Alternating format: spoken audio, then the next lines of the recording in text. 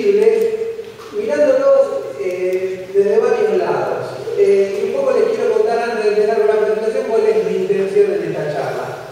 En primer lugar, si bien la invitación me la han hecho a mí, no vengo a hablar a título personal, sino a mostrar cosas que se están haciendo en la facultad, algunas ideas que se están trabajando.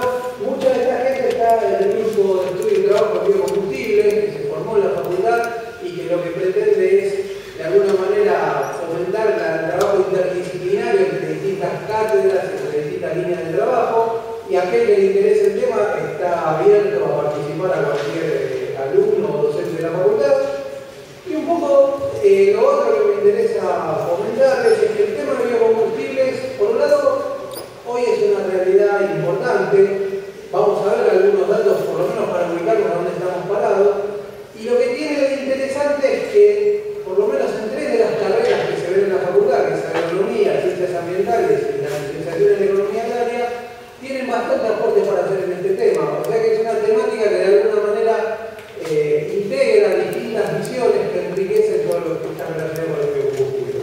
Así que un poco voy a hablar de cuestiones específicas de algunas opciones en biocombustibles y intenté hacer un poco, tratar de mostrar algunas cuestiones que tienen que ver con distintas carreras que se ven en la facultad. Entonces, bueno, empezamos algunas cosas, ya se han visto, vamos a tratar de no detenernos demasiado. Digamos, lo más obvio que hay atrás de los biocombustibles tiene que ver con las proyecciones de que la disponibilidad de petróleo se está acabando, y la pregunta es qué hacemos frente a esa realidad. Gran parte de las opciones tecnológicas que hay tienen que ver con lo que mencionó el expositor anterior, que digamos están vinculadas con generación de otro tipo de tecnología, y una parte le toca a los biocombustibles, que es un área bastante amplia. Pero cuando uno piensa en biocombustibles, también hay otro concepto que está asociado a eso, que es el de biomateriales. En el momento en que se acabe el petróleo, no solo se va a acabar esa fuente energética líquida, sino que también se va a acabar los precursores químicos de un montón de productos que usamos. Plásticos, productos para la industria química, y esa demanda se le va a hacer al agro, o se le está ya haciendo al agro. Entonces, el horizonte, digamos, cuando uno habla de biocombustibles, también a veces se engloba otro tipo de compuesto que tiene que ver con fabricar cosas que antes se fabricaban a partir del derivado del petróleo. Entonces, ¿cuáles son las fuerzas, digamos, principales que hacen que hoy el tema de biocombustibles sea una realidad? Por un lado, en la primera parte, como consecuencia de la escasez del petróleo, lo que vemos son alzas en el precio del petróleo, y esa tendencia se va a acentuar en la medida que escasee más, o sea, más costoso sacarlo. Por otro lado, tenemos las cuestiones que hablaron a la mañana con bastante detalle, que tiene que ver con el enriquecimiento del dióxido de carbono, el efecto invernadero y el compromiso que han tomado muchos países en bajar sus emisiones de dióxido de carbono, y eso está asociado a la obligación de uso de biocombustible en distintas proporciones. Esa es una fuerza importante, vamos a ver cuáles son los países que tomaron esas obligaciones. Y lo otro tiene que ver con el crecimiento de la población. El crecimiento sostenido, hay distintos, hoy somos 7.000 millones de habitantes, las perspectivas son en 20 años, 20 o 30 años, llegar a cerca de 10.000 millones de habitantes.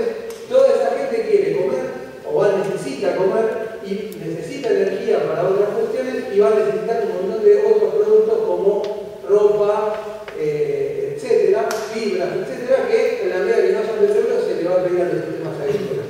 Esto va a aumentar, aumenta mucho la presión sobre los sistemas agrícolas.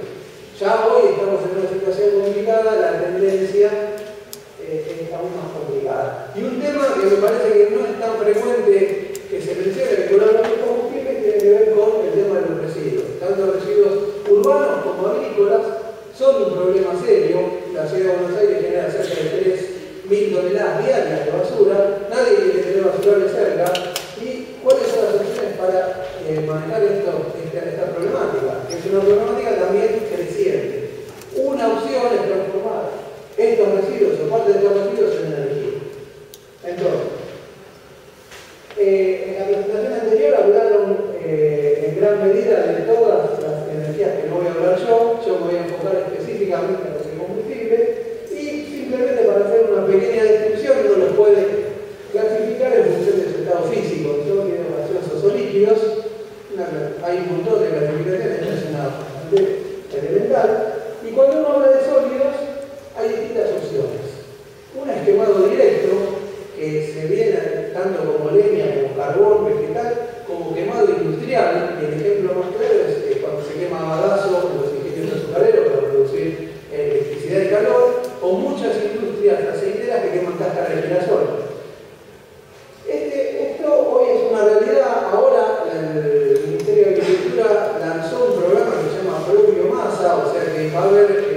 porciones de generación de energía eléctrica que se va a llamar a licitación, que van a ser a partir de quemado directo.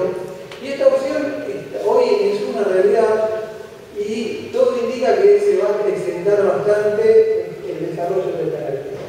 Estas otras dos opciones, como es la gasificación o pirólisis, son términos más técnicos, más de ingeniería química, pero el concepto que hay detrás es la ruptura de ese material para formar otras cosas. ¿Qué se forma? Digamos, la pirólisis es un tratamiento térmico a altas temperaturas, entre 400 y 15.000 grados, depende del tipo de pirólisis, y lo que uno hace es romper las moléculas y reagruparlas de vuelta. Esa ruptura de moléculas se puede usar para fabricar algo parecido al petróleo que se llama bio-oil, o para fabricar gas de síntesis, que uno lo rompe en sus unidades menores, y después esos gases de síntesis se pueden volver a utilizar para fabricar algo parecido al petróleo. O sea, toda esta tecnología, y esto me parece que tiene distintos grados de evolución. Lo que es tecnología del plasma es una tecnología muy experimental, pero muy interesante porque permitiría procesar gran parte de los residuos sólidos y transformarlos en algo útil. Está en desarrollo y bastante que ver tiene todo esto con el tema del tratamiento de residuos. Después, cuando uno habla de gaseosos, básicamente está pensando en biogás. El biogás es metano más otros gases, pero en gran medida metano. En Argentina hoy hay un grupo de alumnos, acá en la facultad, o varios grupos de alumnos que están trabajando bastante fuerte. En Argentina tiene un desarrollo incipiente, vinculado en gran medida al bajo precio del gas, o sea que hay señales del mercado que influyen fuertemente en cómo se desarrolla esta tecnología, y en gran medida el desarrollo de lo que es el gas está vinculado con el tratamiento de residuos agrícolas, sobre todo el fluente de feedlot o de criadero del pollo o de criadero del chancho, son una problemática ambiental, y una forma de solucionarlo, por lo menos para reducir algunas de las problemáticas que genera, es transformarlo en biogás y estabilizar esa materia orgánica. Y por otro lado tenemos los líquidos, que básicamente estamos hablando de biodiesel y bioetanol. Uno va para motores diésel, otro para motores nafteros, y cuando uno habla de estos productos, muchas veces se habla de biodiesel de cultivos de primera generación, biodiesel de cultivos de segunda generación o de tercera, y en el caso del bioetanol se habla de cultivos sacaríferos, básicamente caña de azúcar y remolacha. En la Argentina tenemos caña de azúcar nada más, de cereales, y en la Argentina se empezó a fabricar etanol a través del maíz, que era algo bastante resistido, pero hoy es una realidad, lo cual tiene un montón de implicancias que no vamos a empezar no vamos a detallar ahora, pero el conflicto más obvio que surge en este caso es el conflicto entre la producción de alimentos y de energía, que es un tema que da para discutirlo mucho, pero me parece que hay que discutirlo con elementos científicos atrás, para evitar ideologizar demasiado algunas opciones tecnológicas. Por lo menos esa es mi forma de ver este. Y una opción a futuro es el tema de usar material celulósico para producir etanol. Esas opciones tecnológicamente están, se puede hacer, sí. ¿Cuál es la ventaja? Que yo estoy usando un material muy abundante y muy barato, como la celulosa, residuo de deforestaciones, de aserraderos, etcétera, para fabricar etanol. ¿Por qué no se hace? Porque todavía los costos no cierran. Entonces, cuando uno habla de biocombustibles, y esto es algo que algunos de los mensajes que me gustaría dar que queden claros, para todos los estudiantes de todas las carreras, hay una componente económica muy importante que hay que tener presente. Si bien todas esas opciones técnicamente se pueden hacer, no todas se están aplicando. Y sobre el final vamos a hablar un poco de eso, que son biocombustibles de primera, segunda y tercera generación, pero tengan presente que cuando uno habla de lo que es biocombustible, uno está pensando en un mercado de gran volumen, pero de bajo precio. Y esa es la razón por la que durante casi 80 años el biodiesel se descubrió a la par que el motor diésel no se usó biodiesel, porque el petróleo era tan barato que no se justificaba económicamente aplicarlo. Recién ahora, y hasta ahí, se empiezan a equiparar los costos y lo que justifica el uso de biodiesel. Entonces, como la temática es muy amplia y yo trabajo más que nada con cultivos oleaginosos, vinculado a biodiesel, vamos a tratar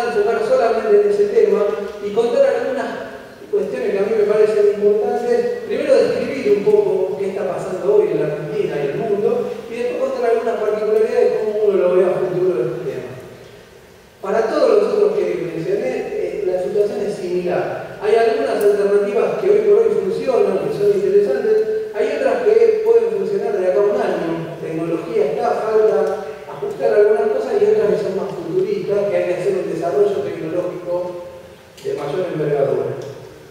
Entonces, ¿qué pasa en la Argentina para aquellos que no lo saben? Desde el año 2006 se sancionó esta ley, que lo que planteaba era una obligatoriedad de uso de biodiesel a partir del 1 de enero de 2010 del 5%.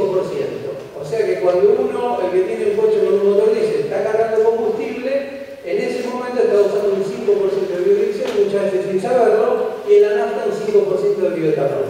¿Está? Sí. Eso cambió rápidamente. En agosto se subió al 7% y hay cuestiones económicas que generaron eso. Y lo que se está hablando ahora es de subirlo al 10% de obligatoriedad de corte. ¿Está? Me voy a tener que apurar un poquito. Ahora, ¿cómo está posicionada la Argentina?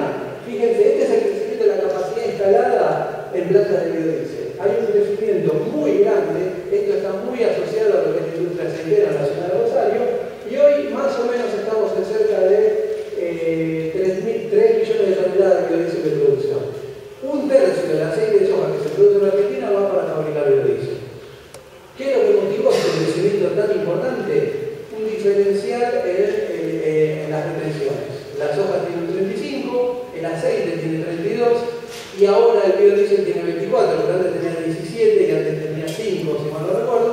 Con lo cual había una señal económica muy fuerte que hizo que se instalara una gran cantidad de plantas que fabricaban biodiesel. Y estos son simplemente, es un poco viejo, en 2009, pero fíjense que no todos los países tienen saldos exportables de biodiesel. Este es el flujo de biodiesel. ¿Cuáles son los países que tienen saldos exportables? Básicamente Argentina, Estados Unidos y estos países de acá extraños. ¿Está? Extraños porque digamos, son alejados de lo cotidiano nuestro, pero estos países son productores de aceite de palma y estos países basan la producción de biodiesel en aceite de soja. El resto, y todo ese flujo va hacia Europa.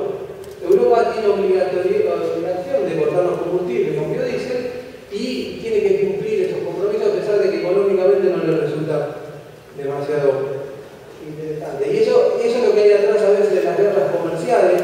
España, en donde digamos 70% de nuestras exportaciones de biodiesel, tienen estos problemas.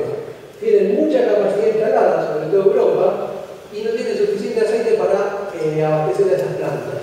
Y eso es lo que genera muchas guerras comerciales que uno a veces encuentra enmascaradas de otras cosas. Pero la realidad es que Europa tiene una capacidad instalada y ellos preferían comprarnos a nosotros granos de soja y no biodiesel ya fabricado. ¿Está? Esto lo vamos a pasar rápido porque simplemente contar algunas características. Fíjense, los dos cultivos que se usan a escala mundial para producir biodiesel, uno es la soja, el otro la palma. Fíjense, esta es la concentración de la soja, no llega al 20%. La producción de kilos de aceite por hectárea es bajísima, son 500, 600 kilos en el caso de la soja. Mientras que la palma tiene producciones muy altas, alrededor de 5 toneladas de aceite por hectárea. Fíjense, dos cultivos totalmente distintos son los únicos que se usan para fabricar biodiesel. ¿Cuál es la razón que hay atrás de esta? Es el costo del aceite de estos cultivos. En la estructura de costo del biodiesel, cerca del 90% del costo es el precio del aceite que tiene que comprar el que lo fabrica. Entonces, si yo no tengo un sistema, una agroindustria que funcione eficientemente para producir un aceite barato, no es viable para la fabricación de biocombustible. Y fíjense que a pesar de ser muy diferentes en muchas características, los dos funcionan exitosamente. ¿Qué es el biodiesel? Simplemente es una reacción que se hace, es una estructura química de un aceite, yo rompo la unión con la glicerina, con alcohol de cadena corta, y me queda como subproducto el glicerol y me quedan ésteres de cadena lineal larga. Simplemente es una reacción química muy sencilla, no hace falta grandes plantas para hacerlo, y la razón para que se haga eso tiene que ver con, fíjense, esta es la viscosidad del diésel de petróleo, esta es la viscosidad del aceite de soja, y esta es la viscosidad del biodiesel de soja. Toda la razón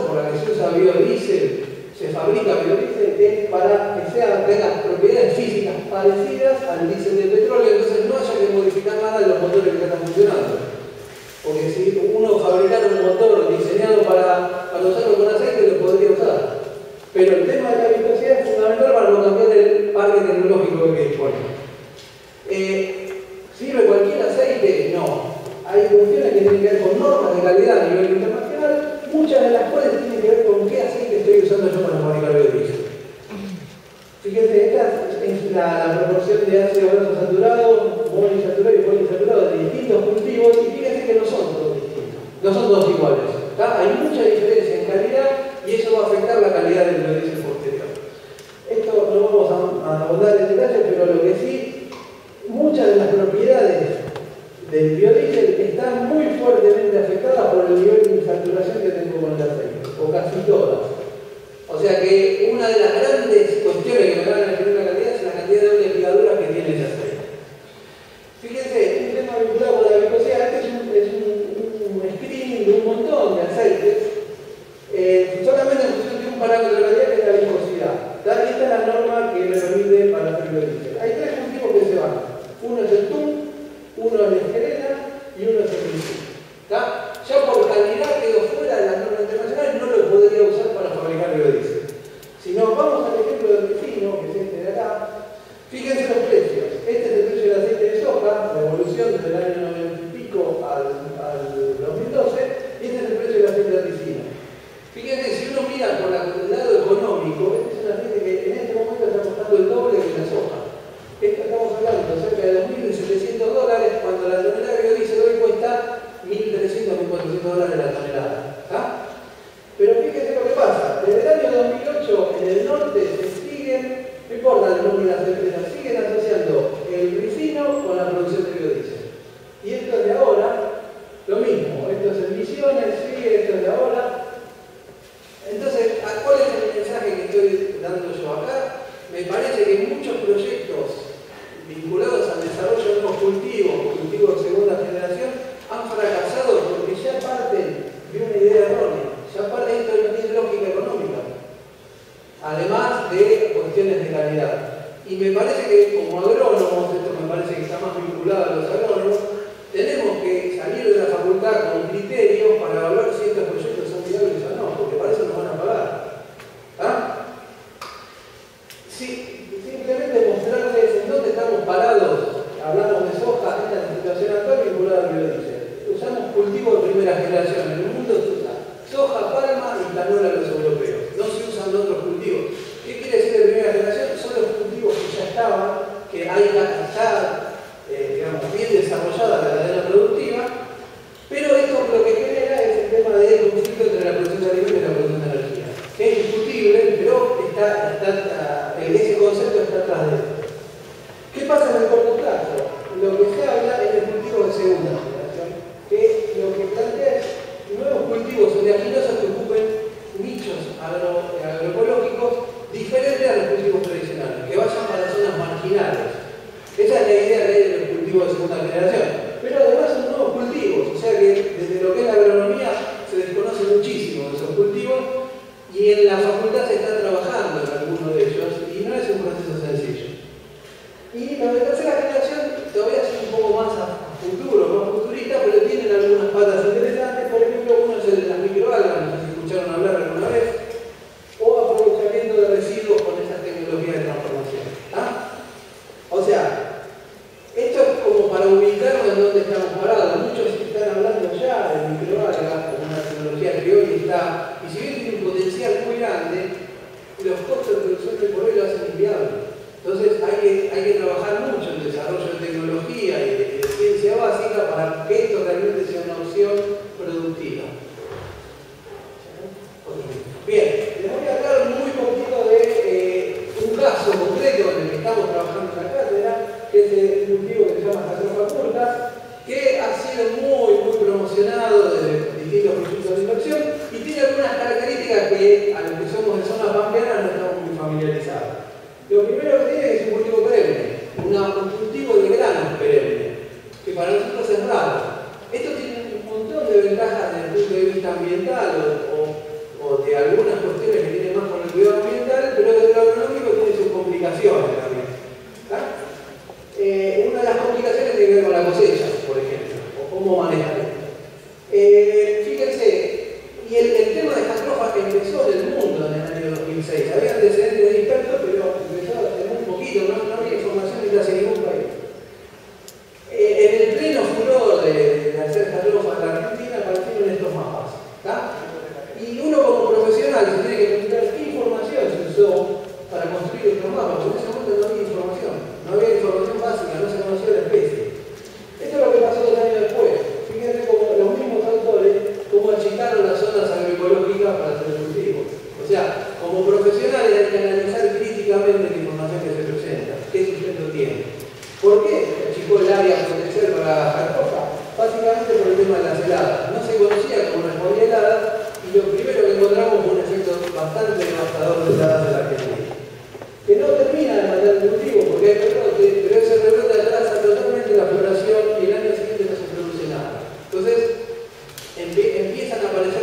limitaciones con esto de que los cultivos de segunda generación, que en teoría son muy interesantes, pero hay que trabajar mucho para que realmente funcione.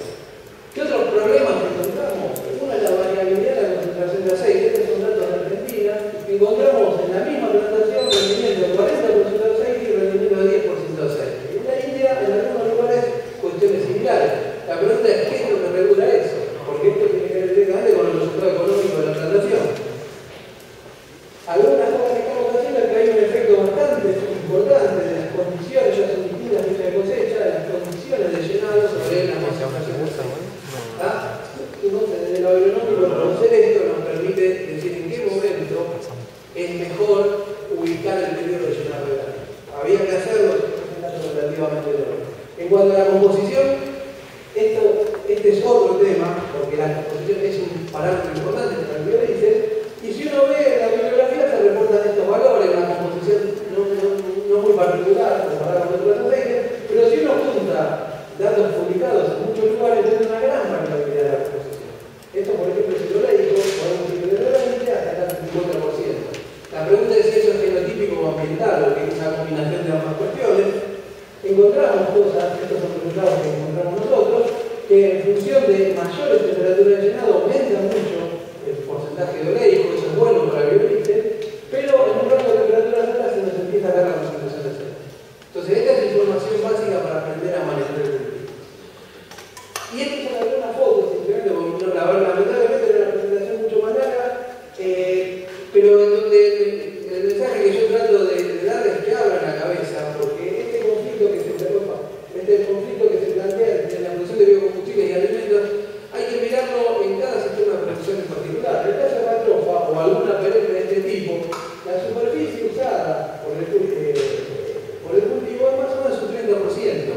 Yo en el otro 70% prácticamente puedo poner una factura y poner animales, y en donde ese conflicto entre producción de alimentos y energía de alguna manera se reduce en gran medida. En otros lugares lo que hacen es cosechar la factura, esto es así. Lo que hacen es cosechar la factura, porque acá llueve bastante, más complicado, y se la transfiere a los animales. O sea que esas opciones son muy de cada sistema en particular, no necesariamente producir biocombustible implica producir menos alimentos. Y algunos problemas que encontramos. Uno es el altura de las plantas, estos son distintos tratamientos, pero fíjense, estamos entre 3 o 4 metros. Esto es imposible cosecharlo a mano o mecánicamente. ¿Cómo resolvemos este problema? En ambientes donde hay bastante humedad y temperatura. Entonces, una opción es hacer podas. Esto encarece los costos de producción, o usar reguladores hormonales para bajar la altura de la planta.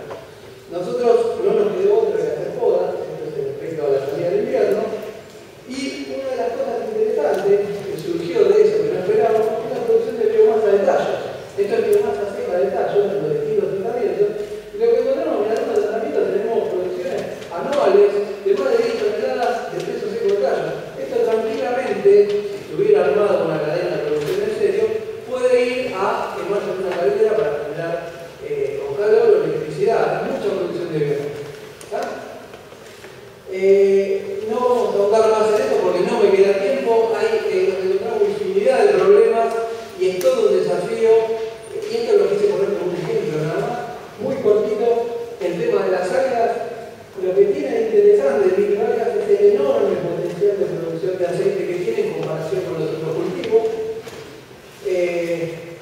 Hay muchas especies y en la facultad se está trabajando en este tema y tiene dos cuestiones interesantes. Una es la producción de aceite y la posibilidad de usar aguas residuales para crear las algas, pero hay que trabajar mucho.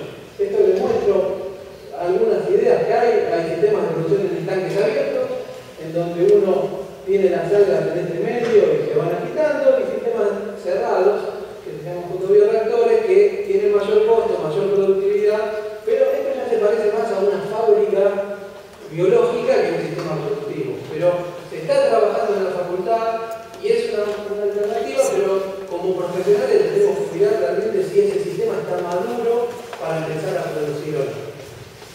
Y lamentablemente no puedo seguir más, pero hay un montón de cosas.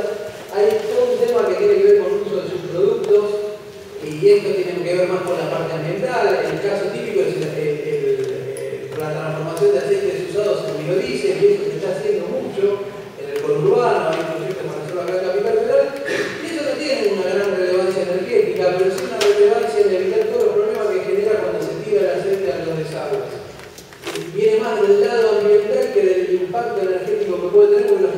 general son bajos, pero son proyectos interesantes para implementar a nivel de hacer un manejo más racional y más sustentable de los residuos que generamos. Hay un montón de residuos que se pueden transformar en biocombustible. Muy cortito, dos ideas que me parece que a la gente ambiental les puede llegar a interesar, ya me voy, que tiene que ver con una cosa que es otro problema que no queremos ver, el tema de fluentes locales, eso se trata de seguir al río. Hay algunos trabajos interesantes que tienen que ver con cuando se trata de los locales salen dos fracciones de barras locales, una primaria y una secundaria, y hubo gente que dijo, bueno, ¿qué hacemos con estos residuos? Hay una flora microbiana que tiene en sus membranas de aceite, y fíjense que los rendimientos son de alrededor del 14%, que dicen, de esos residuos. Esto es algo teórico, acá hay que empezar a trabajar con costos de hacer esto, pero fíjense que la disponibilidad de esto es muy grande y es un problema ambiental serio. Estos me parece que son temas muy interesantes para evaluar la factibilidad de hacer esto y de ahí mejorarlo. Y este es otro tema que es el uso de insectos. Y si uno de alguna manera tiene que secar los barros locales para sacarle el 14-15% de biodiesel, también hay muchos insectos que comen distintas cosas. Hay algunos que comen ese tipo de residuos. Y hay algunos trabajos medio experimentales en donde usando distintos residuos de filtro obtienen unas biomasas. Acá hay una transformación de 1000 gramos a 300, casi un 35% de transformación en una biomasa de insectos que puede usarse para alimentación o para obtener aceite. O sea, esas son ideas que me parece que están por ahí dando vuelta y que son más a futuro, no es una realidad hoy, pero tiene que ver con la problemática ambiental. Y lo último, cortito, les pido perdón, es una sola cosa. ¿En dónde estamos parados y hacia dónde vamos? Ya hablamos de biodiesel, de primera generación, funciona, mueve mucho dinero y es una realidad en la Argentina y en el mundo. Con el bioetanol está funcionando con azúcar, con caña de azúcar, perdón, y con maíz hace poco. Están produciendo, no llegaron a abastecer en su totalidad el mercado interno, o sea que las expectativas de crecer son bastante importantes. Con biomasa hay desarrollo a pequeña escala y con biomasa lo mismo, hay consumos pequeños, pero estas dos opciones, ¿qué es lo que está pasando? Esto, la segunda generación, está ahí, está trabajando, en algún momento va a funcionar y no es Catropa el único cultivo, hay un montón de cultivos. Se están pensando en otros cultivos, sobre todo en sorgo dulce, para abastecer a los ingenios y sobre todo para reducir el retiro ocioso que están los ingenios. Se está trabajando en eso y hay pruebas a una escala grande en este sentido. Y con el tema del biogás, la Argentina está en un problema serio de crisis energética en este momento. Estas dos opciones, tanto biogás como biomasa, tienen un potencial de dar una respuesta el año próximo. O sea, es una tecnología que ya está, el recurso está, el potencial de la Argentina es muy grande. Lo que faltará es acordar precios razonables, donde ganen todos, y